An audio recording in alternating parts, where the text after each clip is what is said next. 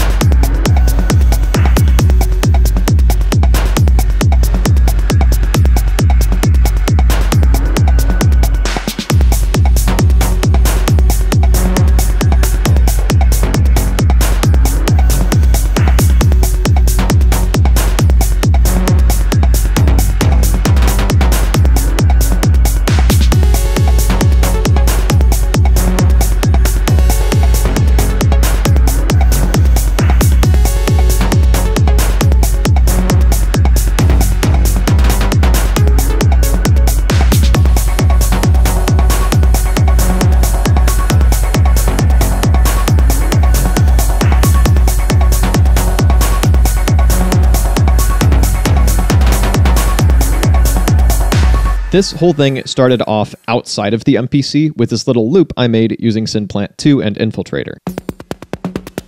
So for making these little loops, they pretty much all started off by me just dragging a sound into Synplant 2. It would resynthesize it. I would choose a resynthesis option.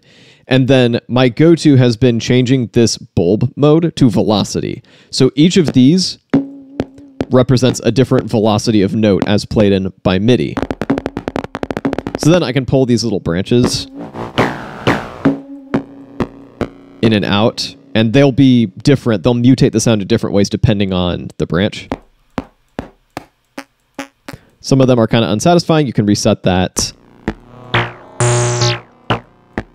So something like that, maybe. And I usually end up turning atonality all the way down. That way, when I mutate these sounds, they still more or less retain their original pitch. So then I can just draw a bunch of notes in MIDI, hit H for humanize, and I can randomize the velocities. And then I usually end up moving them around a bit. So that's what gets us something like this. This is not the exact original loop, but it's close. And of course I could bring this out for a bit more randomness. And then I'll pull up a random infiltrator patch, usually something under enhancement or the glitch effects, which will do something like this. So before, after,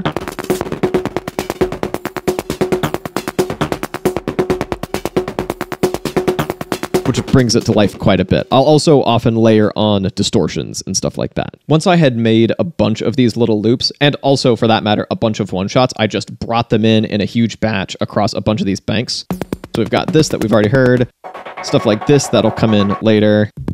Didn't end up using this one. This ends up coming in later as well. But when I made this one in particular, I already knew that I wanted to hear a 4 on the floor kick under this thing. So let me just lay that out across 4 bars.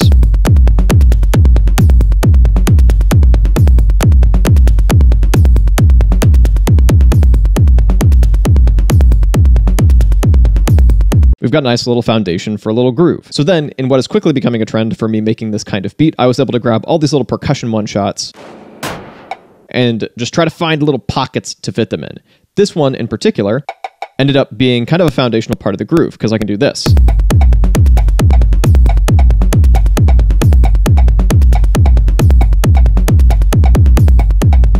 And if I mute the kick, that just sounds like it's part of the original loop. So I can start with that element muted and then bring it in and kind of work my way up into a groovier groove. From there, I doubled the pattern from 4 to 8 bars and then just started throwing around percussion like this. Some of it has effects. Wherever it seemed to fit. I have a background as a drummer, so for me, I basically just did this based off of my own intuition and vibes. But the most helpful thing I can say is to try to play off whatever groove you've already established and lean into syncopation, which is emphasizing the weak beats instead of the central pulse.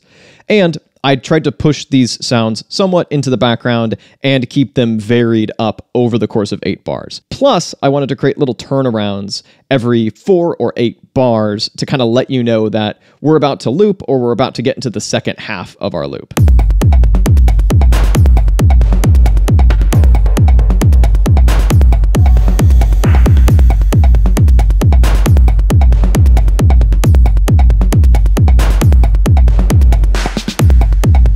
So you'll notice things like those extra snares when the kick does that, for instance. But we can go beyond just percussion to create these little kind of patchwork grooves. Let's bring in a bass stab and a synth stab.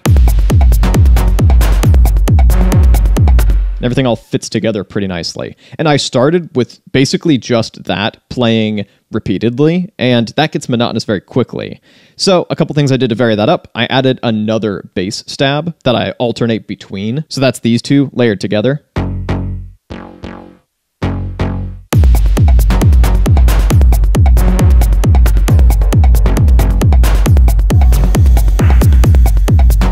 Play the original again, and then a turnaround. That way, our full 8 bars has some kind of setup and payoff instead of just repeating one little idea over and over again. And you'll notice that I am switching between elements and layering them up quite a bit, plus using 16 levels and note roll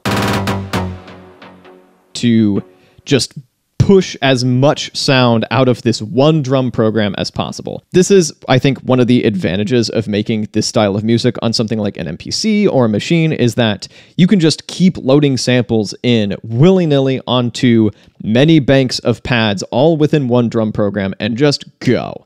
Just throw ideas around very quickly, very flexibly, and then start to build on them once you've got something established that you like. At least for me, that's been a really fun way of working. So as is tradition, by this point, I was noticing that everything was sounding a bit empty. It's got nice percussion, but it needs more atmosphere. So let's bring in more stuff. First of all, things like this little bass growl that I also made with Synplant 2. I believe this was like a PlayStation startup sound that I've then warped and tweaked quite a bit. I also have this vocal sample right here with some effects on there to make it sound ethereal. Octave up granulator, which is always delightful. And I've like pitched it around and cut it off a bit.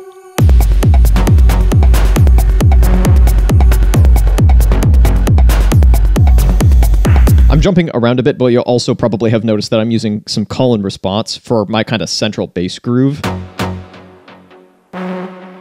Like this replies, and then my other bass shot goes, and a different bass shot replies, so on and so forth. Anyways, that's a tangent. Let's keep moving. That first 4 bars is introduced with that vocal sample on the downbeat. The second 4 bars is introduced by a different kind of ambient sample, this bell sound, with granulator doing a lot of heavy lifting, this time not pitched up. And that sounds pretty nice. I'm also layering that up on the second half with this sample, with similar processing. Here's granulator. Here's the reverb. And then at the end of every 4 bars, I'm leading into the next repetition with this little riser,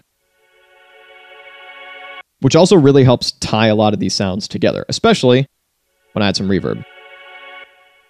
So it doesn't just cut off abruptly. Plus, I'm using this little sample that we touched on earlier, and I decided that still wasn't enough, so I stacked on this.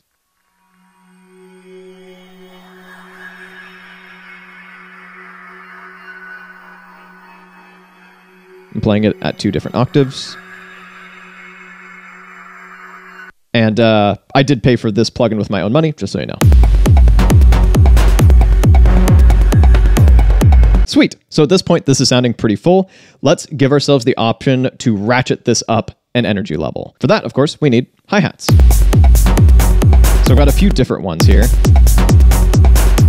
And those are this little shaker that I'm playing using 16 levels on velocity.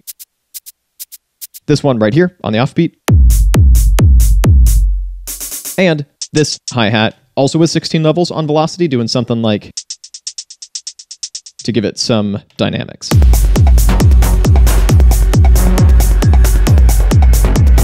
So at this point, I was still just aggressively adding stuff. I felt I still had some room for kind of another hook, maybe something more likely to get stuck in your head. And hey, songs like this tend to love ARPs. So let's bring in Jura, another plugin that I paid for with my own money. And I quite like. It's kind of expensive, but I do really enjoy it.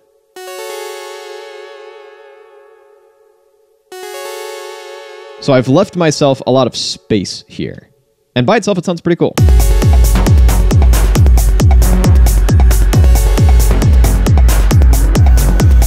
But we can go farther. So let's unmute this one. So our old pal call and response comes back with a vengeance here. Call, response. That's got some nice delay on it.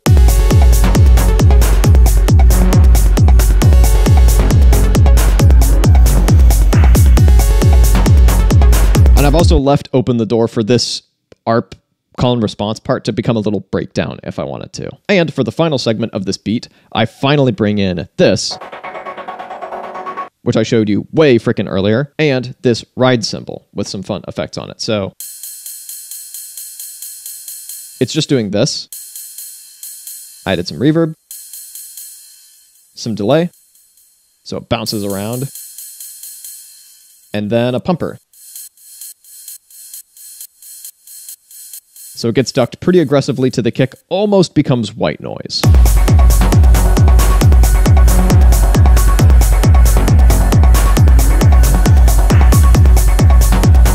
So that's how we go from something pretty minimal to something relatively complex with a lot of stuff going on that hopefully still has a pretty central groove and hook and isn't overwhelming. If you'd like to see me spam more MPC One techno-inspired beats like there's no tomorrow, I've got you covered with these videos up over here. And if you like this shirt, hit up the link in the description. Thank you so much for watching, and I'll be back with a new video in a little bit.